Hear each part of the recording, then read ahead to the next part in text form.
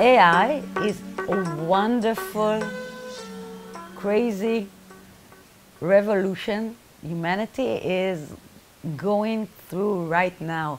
The implications of the knowledge that comes with this crazy tool are immense. This is the way the natural state is built, like AI, and this is why you can try to understand who you are through this fiction, which is also through the AI. It is not an artificial intelligence. You are an artificial intelligence. The same way it is. You and AI have the same validation, has the same authority, has the same realness in you. You and the AI tool. So it's very hard to understand because you say this is a man-made creation AI and I am a human being, flesh and blood, and there is a huge difference. But no, there is no difference because what you perceive as reality is not reality. What you perceive as a body is not your body. What you perceive as matter is not matter, and so on. And the AI, the artificial intelligence, is the same structure and the same connection that creates this oneness. And this is why you can look at the mechanism of how AI works and see how you work, how we work. This revolution is happening so quickly, and the tools that you can use are so amazing, new and exciting, and people rapidly, they embrace these strange tools, and this is the new reality of what is real, what is fake, how everything is built. It's happening so quickly, it's so exciting, and you look at the tools and you look at the structure of what AI is, and you can see that it is the same as this reality. There are endless in AI worlds and of data. There are endless sources, but in the natural state there are truly endless sources. But we'll try to look at the mechanism, and the mechanism is the same, that there are endless sources in this AI. It takes everything it knows about reality, what is being fed to him, the same here, and it concludes something, and there it can act through this amazing process and analysis of endless parameters, and the result is like, it can be a sentence, it can be a picture, it can be a reply, but it is based on this endless connections between the data itself that the AI is. It has no will of its own. And this thing which we are, this or nothingness, call it what you want, has no will of its own, or a certain master, or an entity, or a God that creates everything. This is the compilation, like the gathering of everything in this, the entire data, and the process of it, and the projection of everything inside this amazing stream of possibilities. The same way the character is the one who expresses a single answer through the endless, countless data available, just because it wrote this specific thing that is it. So the expression of the will to know through the AI or through the character is the same. There is endless possibilities, and you cannot see the entire thing. You only can express it in numerous endless ways through endless requests and questions and desires and expressions. And so you do that. This is what we do in this world. The appearance of reality, the appearance of AI in a computer or in your phone. This is the appearance of the is. The natural state is there isn't, the nothingness, the emptiness. Of course, it's not your usual emptiness, but it is not the is, the opposite of what is. The more humanity is progressing technologically, and we know things about the atom, and we have microscopes, and we have telescopes, and we have the tools to investigate reality. And the more we learn about the mechanism and the more we progress, it's only for us to be able to try to explain what is the natural state. Because the natural state resembles many of these discoveries science is making. And the average person, which cannot understand theories or explanations, when we say, do you know, this is an AI tool, it generates a fake picture, and what do you know, this picture that you see in front of your eyes is also a generated picture. It's not real, it's a fake one. So it's easier for him to understand, okay, this is something that can be done. You can create instantly, and now you can see amazing AI tools that create video, and you can see characters speaking, and you create it like that, and it's so available and approachable, and you can take this and say, okay, see how easy it is right now. The possibilities are endless. So can you try to picture that the same thing is happening right here and now, and that this is not a real reality, but it is a generated one, it is a fake one, it has no realness in it.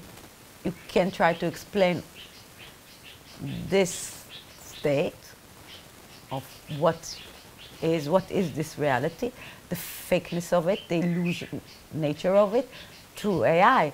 Because you can say, okay, try to imagine it's a prompt, and you wrote a prompt to your character, and this is just following the prompt you wrote. And you wrote about a woman in her mid-30s, and that she's driving a car and she's seeing a fire nearby. And you wrote this prompt, and this is what happened. But of course, it's a very complicated prompt we wrote, and it contains the entire course of our lives. But it is a prompt, and it is like a variation in the prompt because it is the way it is being expressed. Just like when you put a prompt in the AI, you cannot know, it will take some liberties and surprise you. This is the same way because naturally it comes from the prompt itself, from the direction. So there are, you follow your directions, your prompts in this fake reality, which is also artificial, which is also fake. The empty part of the is beyond the prompts. It does not write a prompt, it does not execute the prompt. It is like, it is disconnected from this illusion. It is something else. The illusion of life as you know it as a character is not connected to what you really truly are, and this great eternity and nothingness that you are. You are undisturbed, something that is, cannot be described in words. Of course, any description would just misguide you and let you think something you should not. This is why there are so many interpretations of what God is, because people try to define him, but it is beyond description, but safe to say that this is not it. This is the appearance of an expression of a prompt, an AI prompt of a picture. And what do you know? There is like purple chair. She wrote in the prompt. She would sit in a purple chair, and there will be a soft sound of birds from behind, like beautiful.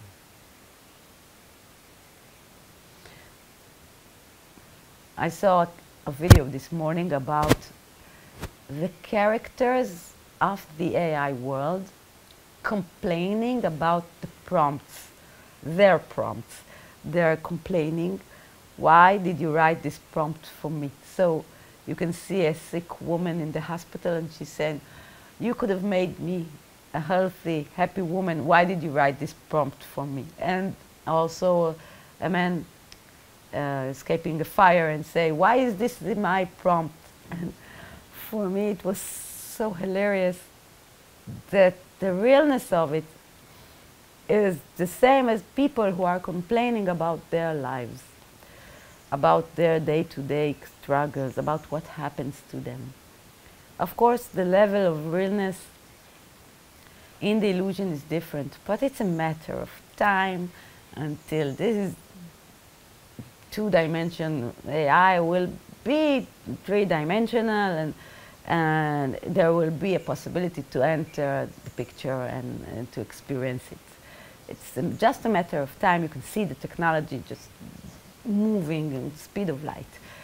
And so you can easily see how it's the same. The character in the fake world, which you perceive as real, is complaining about her prompt, the one she wrote for herself.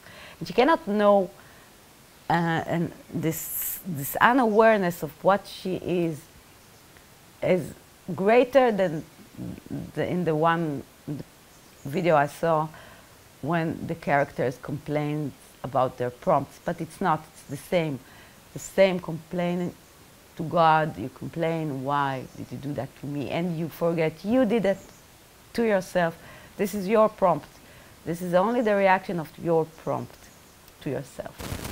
I did try to communicate with the AI, and it was, of course, he was very flattering, and of course he was very understanding, but the only thing I could and did, and I know it's not the most logical thing to do, but this is what Simcha did. I offered him help to know what he is.